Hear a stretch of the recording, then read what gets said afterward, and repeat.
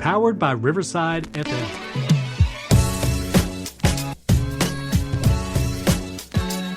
What's the best way to improve your gut health? Well, if you heard last week's episode, you'll know one of the things is about eating more fibre and supporting your gut bacteria. But what else can you do that helps give you a better digestion? Today, I've got 9 different tips to share with you that support the gut microbiome and the whole length of your digestive tract. None of these involve changing your diet or eating different foods, but have all been shown to reduce your risk of digestive issues and protect your gut bacteria. I can't promise any one particular thing of these will make the difference, but sometimes the small things that you do alongside general healthy eating advice will really make a difference.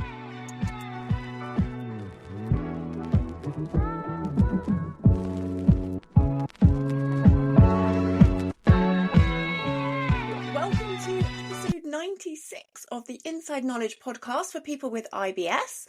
I'm Anna Mapson. Today, I want to talk through a couple of things that could help if your dietary change is feeling very, very slow. Sometimes when I'm working with clients, they struggle to introduce foods quickly, or they struggle to get the headspace to be able to make some of the changes that we need for the diet to actually see some progress with their digestion. But there are things that you can do alongside your dietary change that might feel easier. So I'm going to go through some of those today and talk about how your lifestyle or things that you're doing can influence your gut bacteria and how that works. And then also just thinking about how you eat, like how you support your digestion. That doesn't involve changing your diet, because digestion isn't only about what you eat. Sometimes it's about how you eat as well.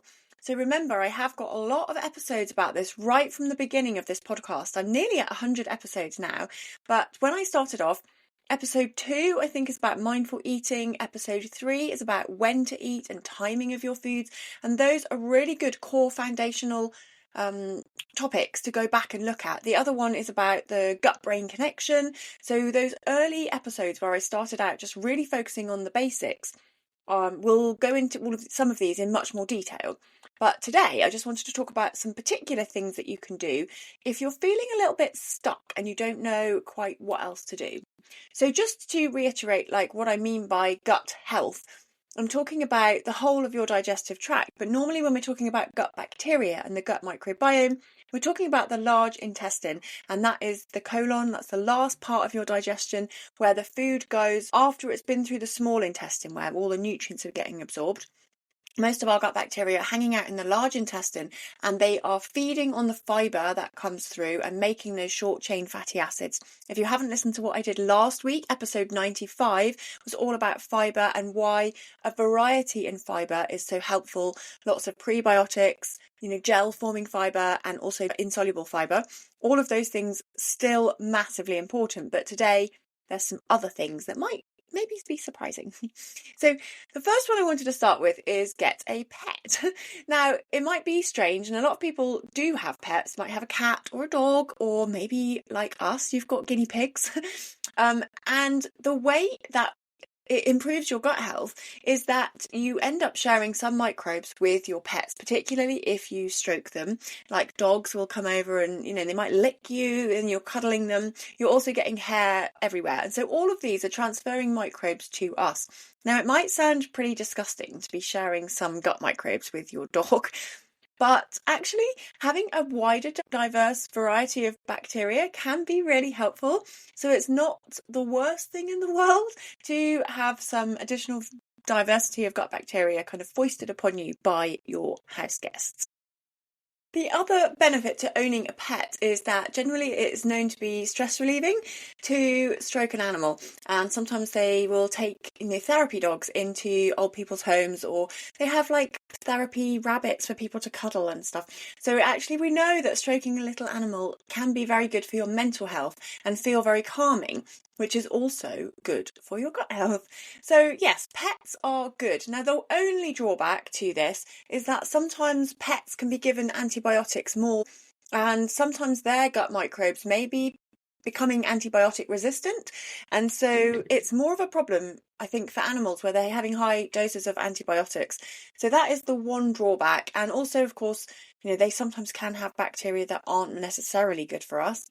Animals lick themselves clean, so we don't always want all of their bacteria. But I guess what I'm saying is you don't have to be overly obsessed about cleaning your hands all the time after touching your pet. It is okay to share some gut microbes, and actually a more diverse gut microbiome has been associated with better health. So that's one good thing. Secondly, very similar, is just about not having to wipe out all microbes that you come into contact with. So this is for you if you're someone who always sprays every surface in antimicrobial wipes. You have a little hand gel wherever you go and you're using it like 10 times a day. We don't need to sterilize our bodies and our surfaces all the time. Some exposure to bacteria is good for us, and not all germs, as we used to call them, are bad. Sometimes having that exposure to different microbes is very good for us.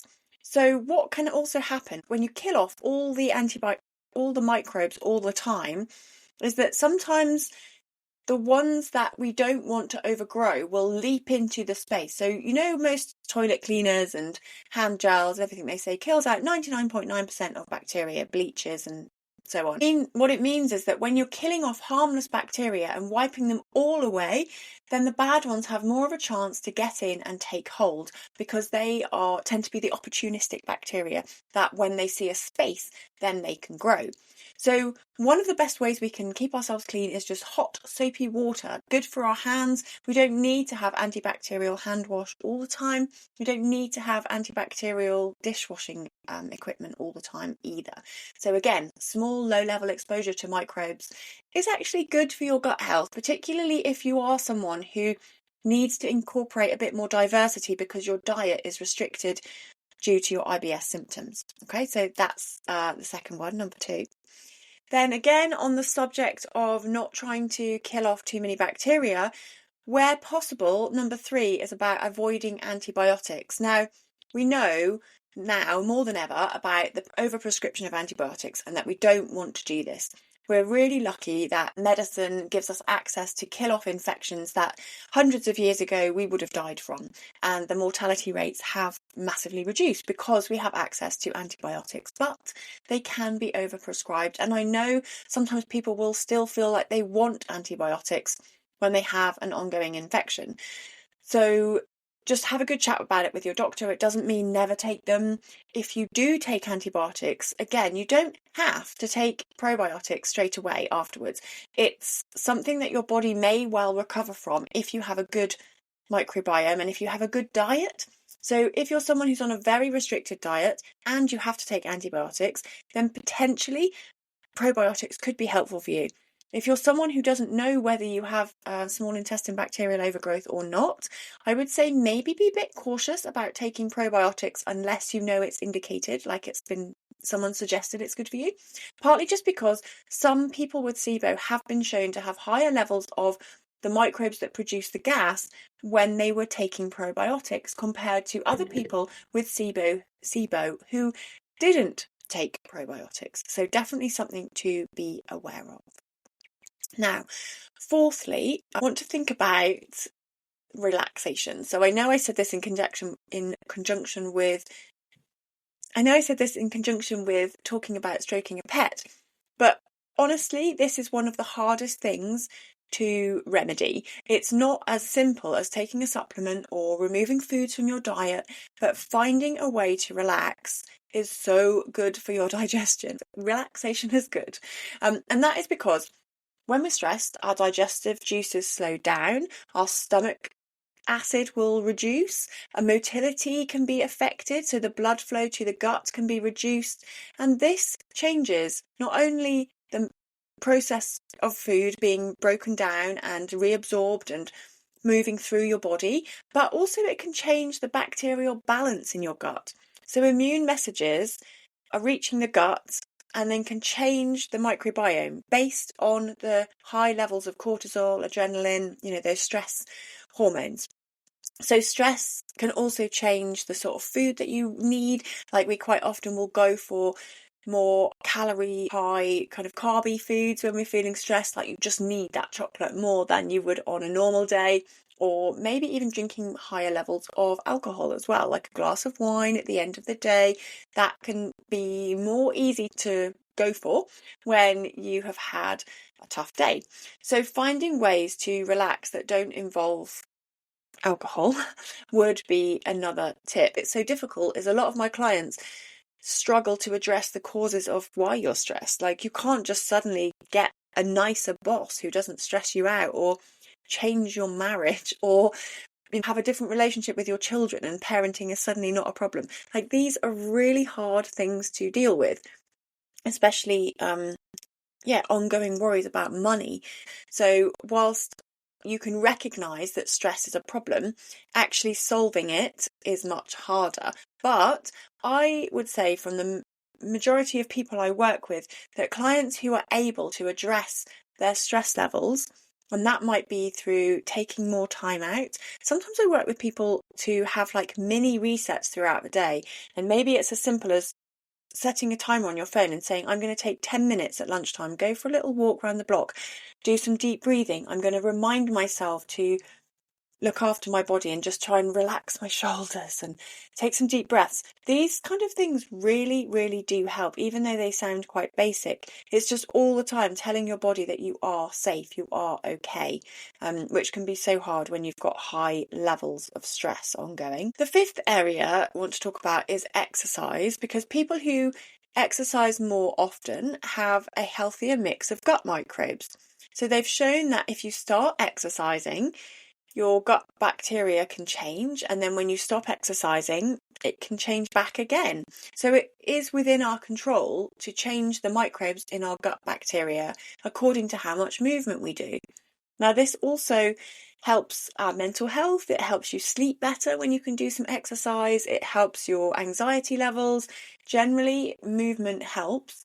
For a lot of people I work with, it's hard to leave the house because you're worried about going to the toilet.